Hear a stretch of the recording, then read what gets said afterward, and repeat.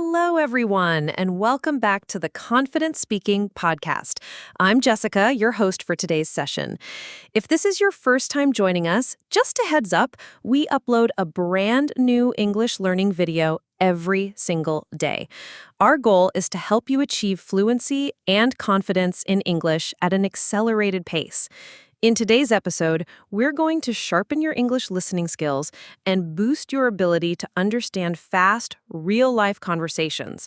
We're tackling a super practical and important topic: how to comprehend native English speakers when they're speaking quickly. If you've ever watched a movie, a YouTube video, or even just tried chatting with a native speaker and felt like their words were just zipping by too fast, don't worry, you're definitely not alone. Fast English can feel overwhelming, but the good news is that with the right techniques and some consistent daily practice, you can train your ears and your brain to understand native-level English smoothly and naturally. We'll be looking at real-life examples, practical tips, and simple daily exercises that will help you catch natural English, understand sentence rhythm, and recognize connected speech, the stuff that native speakers use all the time. By the end of this video, you'll have the tools to break through the speed barrier in English listening and feel more confident when you're talking to people who speak quickly. Before we dive into the lesson, don't forget to subscribe to the channel and hit that bell icon if you want more helpful English learning episodes like this one. So grab a notebook and a pen or pencil, and let's get started. Understanding fast native English speakers can feel a bit like trying to catch a speeding train. You hear sounds, but they all blur together. Words get skipped, sentences run into each other, and just when you think you've understood something, the conversation has already moved on. This is something that almost every English learner experiences, especially when they move beyond textbooks and into real-life English situations. But here's the truth. Fast English isn't impossible to understand. It's just different from what you might have learned in traditional classes. Native speakers speak with a rhythm. They use contractions. They link words together. They sometimes skip sounds that seem unnecessary to them.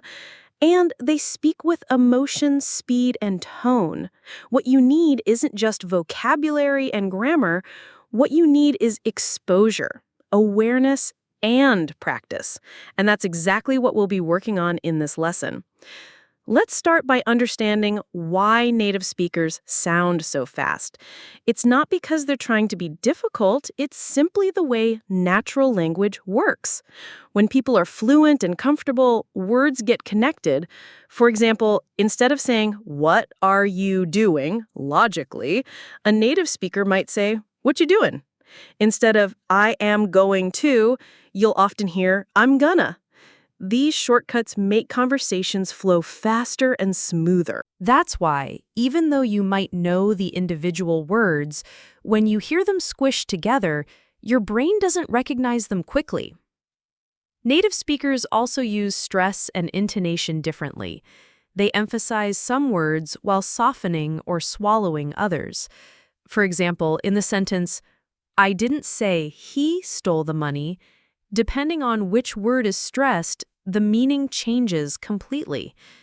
So understanding fast English isn't only about hearing all the words, it's about catching the rhythm, stress, and patterns. Now, let's talk about connected speech.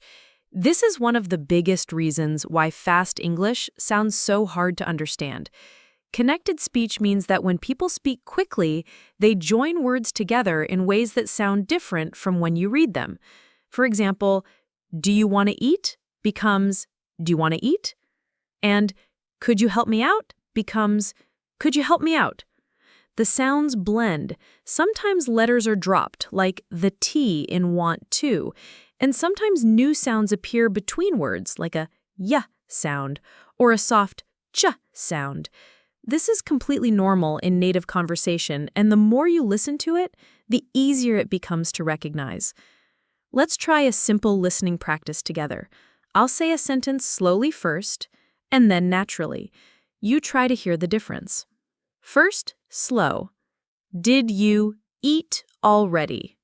Now, naturally. Did you eat already? Did you hear that change? Did you becomes didja. Try repeating it after me. Did you eat already? Let's try another one. Slow. What are you going to do? Fast. What you gonna do? Try repeating it. What you gonna do?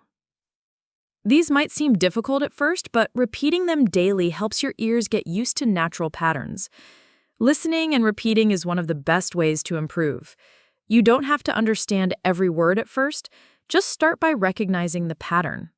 That alone will give your brain a huge head start in future conversations. Now, here's a helpful exercise you can do every evening. Take a short conversation clip from a movie, TV show, or a YouTube video. Listen to it once without subtitles. Try to catch the main idea. Then listen again with subtitles. Pause after every sentence and repeat it out loud the way it sounds, not the way it's written. Try to copy the tone, the speed, and the emotion. This kind of shadowing practice is one of the most powerful tools for improving your listening and speaking at the same time. It trains your mouth to move like a native speaker and your brain to listen in real time. Remember, when you only read English, your eyes lead the way, but when you listen, your ears take control. So give them the exercise they need. You can also start noticing common contractions and informal phrases. Instead of, I do not know, native speakers often say, I don't know. Instead of, let me help you, they'll say, let me help you. These small changes add up to a big difference in how English sounds in real life. And here's something important. Don't worry if you can't understand everything right away. Even native speakers sometimes miss things when someone speaks too quickly. Okay, let's get into some practical techniques to boost your listening skills. Remember, the goal is progress, not perfection. Each time you grasp a new phrase, you're strengthening your brain's ability to listen. A great daily exercise is what I call the 1-minute rewind. Pick a 1-minute video clip in English, preferably with native speakers. Watch it once without subtitles. Then rewind and watch it again, focusing on just one sentence. Try to catch every single word. If you miss something, rewind again. Pause after each sentence and repeat it out loud. The key here is to train your ears gradually. 1 minute a day might not seem like much, but if you stick with it every day for a month, your ears will become more attuned, your reactions will be quicker, and your comprehension will deepen. Now, let's talk about real-world English, the kind you hear in cafes, on the streets of New York, in movies, or when chatting with native English speakers. This English isn't always polished or formal. It's full of expressions, slang, and natural, sometimes messy speech patterns. For example, you might hear someone say, "Let me grab a bite," instead of "let me get something to eat," or "I'm gonna head out," which means I'm going to leave. These are everyday phrases that might not be in textbooks, but they're used all the time in real life. The more you expose yourself to them, the better your understanding will become. To prepare your brain for this kind of English, try watching TV shows or videos where real conversations take place. Start with content that has subtitles, and then move on to videos without subtitles. You can even try listening to podcasts or audio clips while you're doing daily tasks like cooking or walking. Immersing yourself in real spoken English every day will gradually adjust your ear to the speed and rhythm of native speakers. Another highly effective method for improving your listening is called dictation practice. Here's how it works. Play a short audio clip, just 1 or 2 sentences. Listen carefully and try to write down exactly what you hear. Even if you miss some words, don't worry, just do your best. Then play it again and fill in the missing parts. Do this 2 or 3 times until you think your sentence is complete. Finally, compare what you've written with the transcript or subtitles. This simple exercise helps you notice which words are difficult to catch and why. Maybe they're being connected, maybe they're reduced, or maybe you just haven't heard them enough times before. Dictation helps improve your concentration, memory, and spelling all at the same time. It's especially useful for catching those little words like to, of, and an that often disappear in fast speech. Let's try a quick example.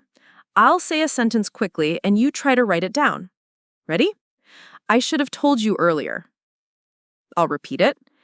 I should have told you earlier. Did you catch that? Most native speakers won't say, I should have told you earlier. They'll say, should have. One small blended word. Go ahead and repeat it. I should have told you earlier. That's how real English sounds. The more you practice hearing and writing these sentences, the easier it becomes to follow fast conversations. Now, let's talk about chunking, a very powerful way to improve understanding in natural speech. People don't speak word by word, they speak in chunks or groups of words. For example, instead of hearing, how are you, as 3 separate words, your brain should hear it as one sound, how are you? Instead of, do you want to go, it's heard as, do you want to go? These chunks come from common patterns and repeated phrases. When your brain begins to recognize these as full units, you won't have to translate word by word anymore. This means your brain will work faster and more efficiently. So how do you train for chunking? Simple, by listening to the same phrases over and over in context. Watch interviews, dialogues, or shows where the same structures appear. Repeat them out loud. Make them part of your daily language. Soon, you'll start recognizing the chunks automatically, even in fast speech. Another practice method that helps a lot is what I like to call the listen and imagine method. This helps you follow fast English using mental pictures. For example, if you hear someone say, we grabbed some coffee and headed downtown, you don't need to think about every single word. Instead, picture it. Imagine 2 friends getting coffee and walking into the city. This kind of mental visualization connects language with real experience. It improves understanding without needing to slow things down. You stop translating and start experiencing English. That's how native speakers understand each other, not by analyzing every word, but by processing ideas quickly. Practice this by listening to short dialogues and trying to imagine the scene like a movie in your mind. It makes the language come alive. Now, let's do a little imagination practice. Close your eyes and listen carefully. Imagine this scene. She ran out of the house, jumped into the car, and drove off without saying a word. Did you see it in your mind? That's the goal. You didn't need to understand every syllable. You followed the meaning because you connected it to a picture.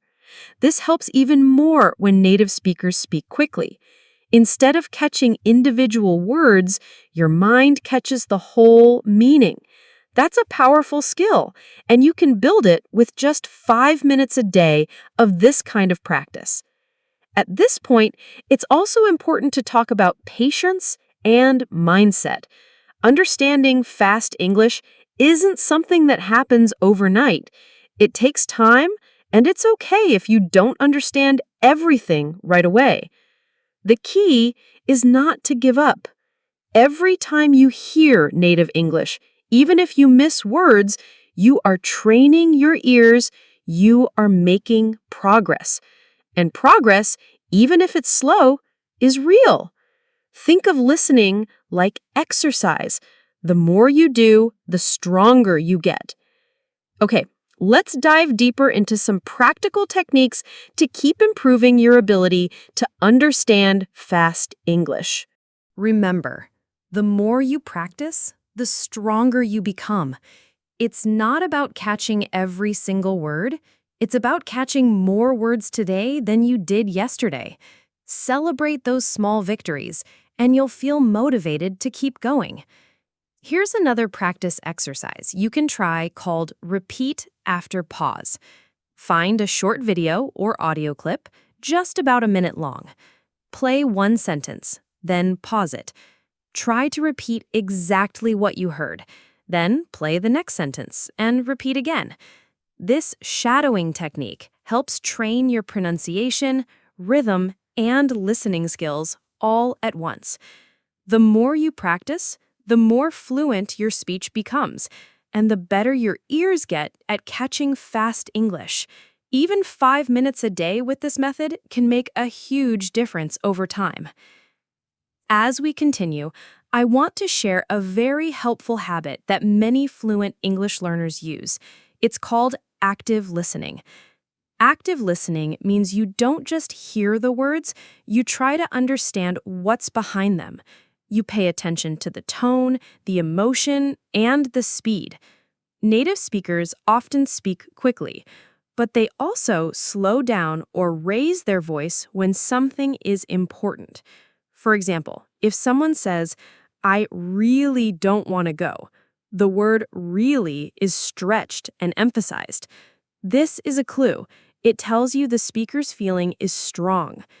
You don't need to understand every word to get the message. You just have to listen actively.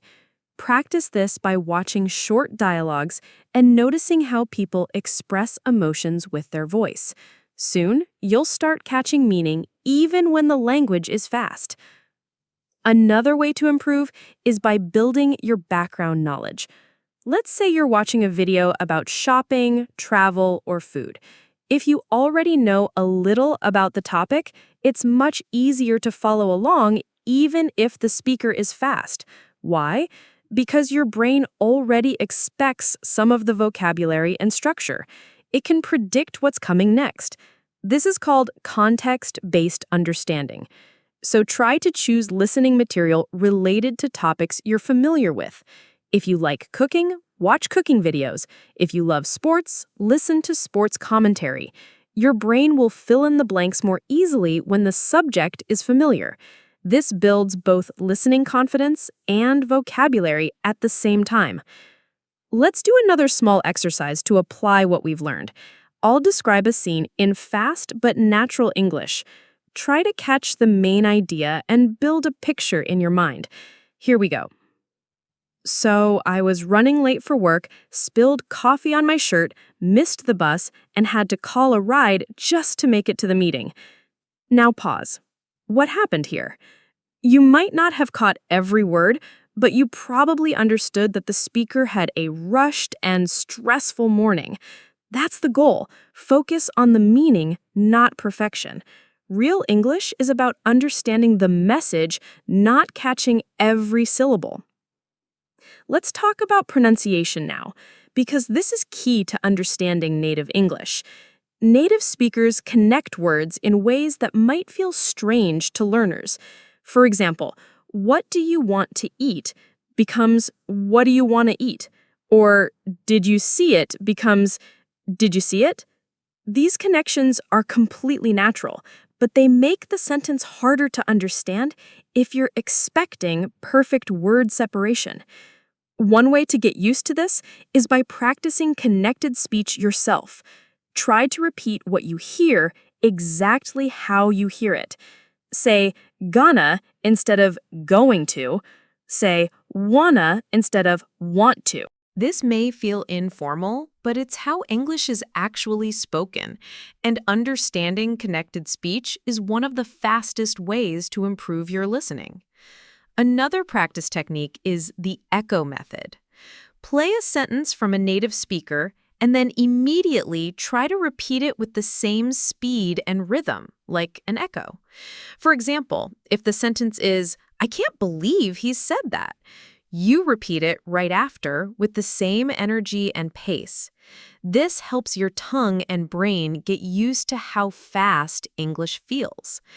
At first, you might miss words, but after a few tries, you'll notice improvement. This method not only helps you understand fast English, it also helps you speak more naturally. Now, let's touch on a big challenge: unfamiliar accents. Not all native English speakers sound the same. There are American, British, Australian, and many other accents, and even within those countries, there are different regional ways of speaking. For example, someone from New York may speak differently from someone in California. Someone from London may sound very different from someone in Scotland. So, how do you train for that? Expose yourself to as many accents as possible. Watch videos from different English-speaking countries, listen to podcasts, interviews, or even songs with various accents. This helps your brain become flexible. It stops expecting just one correct way of speaking. And that flexibility will allow you to understand people no matter where they're from. Here's a short scene using an informal American accent. "Hey man, I'm heading out soon. You coming or nah?" Notice the dropped G in heading and coming, and the use of casual phrases. These are very common in friendly conversations. Try repeating it a few times. "Hey man, I'm heading out soon. You coming or nah?" The more you listen and repeat, the more natural this kind of English becomes to you. Now, let's add a few tips for watching English movies or shows. First, don't worry if you don't understand everything. Start by watching with subtitles in English. Watch one scene, then replay it without subtitles, and see how much you can understand. Try pausing after each line and repeating it out loud. You can even write down useful phrases. For example, in a movie scene where someone says, "We've got to hurry or we'll miss the train," you can note that "we've got to" is another way of saying "we have to." Building on those small discoveries makes you more comfortable with real-world English and helps you expand your listening vocabulary. Now, let's explore how songs can boost your English skills. Music is a fantastic tool for training your ears. Pick a song you enjoy and find the lyrics. Listen to it once without looking at the words, then listen again while reading along. Finally, try singing along. This method helps you become familiar with natural rhythm, intonation, and how words link together. Many song lyrics use everyday language. For instance, in the song, "I'm going to find another you," the phrase "going to" is often shortened to "gonna." These details teach you how real people speak, and because music is enjoyable and evokes emotion, your brain remembers it more easily. Let's do one more practice paragraph together. I'm going to say it naturally and a little quickly, so try to follow along. "We were supposed to meet at 7, but I got stuck in traffic, and then couldn't find parking, so I ended up getting there almost an hour late. That was a fast, real-life situation. Try to repeat it after me. We were supposed to meet at 7, but I got stuck in traffic and then couldn't find parking, so I ended up getting there almost an hour late." If that feels too long, break it into smaller parts. The more you repeat it, the easier it becomes. And finally, remember that improving your listening skills isn't just about listening more. It's about listening better. Be intentional. Choose content that challenges you a little, but not too much. Set daily or weekly goals. Maybe you listen to one podcast episode each day, or maybe you do 3 dictation exercises each week. Whatever you choose, keep it consistent. Improvement comes from small, steady steps every day, not from big steps once in a while. Your ears will improve, your understanding will get better, and one day, you'll suddenly realize that you understand English without trying so hard.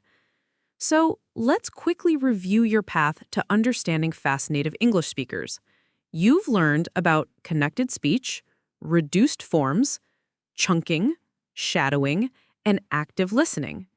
You've done exercises using imagination, dictation, and repetition. You've practiced understanding through real conversations and become familiar with different accents. All of these are powerful tools that will continue to help you even after this video ends. The only thing you need to do is keep going. Make English a part of your life, not just a subject you study, but a language you live with. The more time you spend with it, the more natural it becomes. And soon you won't just understand fast native English, you'll enjoy it. So grab your notebook and go back to practice the exercises again. Make sure you repeat the phrases in chunks, listen daily to short conversations, and push yourself a little every day. With time, your ears will catch up, your brain will speed up, and your confidence will grow. Thank you so much for watching today's episode of Confident Speaking Podcast. I hope you learned something valuable and feel more motivated to improve your English listening. If you found this video helpful, don't forget to like, share, and of course, subscribe to the channel. And make sure to hit the bell icon so you never miss another episode. This is Jessica, your host, signing off for now. Keep practicing, keep listening, and remember, English fluency is just one conversation away. See you in the next video.